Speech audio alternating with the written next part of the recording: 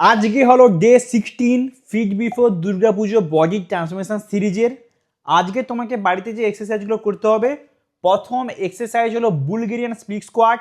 তুমি করবে এটা 3টা সেট 12টা থেকে 14টা র্যাপস করে। সেকেন্ড এক্সারসাইজ তুমি করবে সুমো স্কোয়াট, 3টা সেট 14টা থেকে 16টা র্যাপস করে। থার্ড এক্সারসাইজ করবে রোমান ডেডলিফট, 3টা সেট 12টা থেকে 14টা র্যাপস করে। এবং সবের লাস্টে তোমাকে করতে হবে কাফ রাইস, করবে তুমি 4টা সেট 16টা থেকে 18টা র্যাপস করে। এবার তুমি শোল্ডারের জন্য প্রথম এক্সারসাইজ করবে সাইড রাইস, 4টা সেট 10টা থেকে 12টা র্যাপস করে। এবং সেকেন্ড এক্সারসাইজ করবে শোল্ডার প্রেস, 3টা সেট 10টা থেকে 12টা র্যাপস করে। তোমার ওয়েট ট্রেনিং সেকশন এখানে কমপ্লিট হলো। যাদের কাছে এক্সারসাইজ করার জন্য কোনো রকম ডাম্বেল কিংবা ওয়েটস নেই, তারা অবশ্যই এক্সারসাইজ করার জন্য ইড ইউজ করবে। এইবার তোমাকে প্রথম কার্ডিও এক্সারসাইজ করতে হবে বার পিস, 3টা সেট 12টা থেকে 14টা র্যাপস। এবং সেকেন্ড কার্ডিও এক্সারসাইজ হলো হাইনি, 3টা সেট 40 সেকেন্ড থেকে 45 সেকেন্ড করে।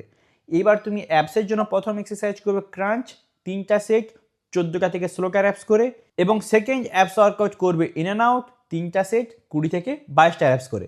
তাহলে আজকের এক্সারসাইজ প্ল্যান এখানেই কমপ্লিট হলো।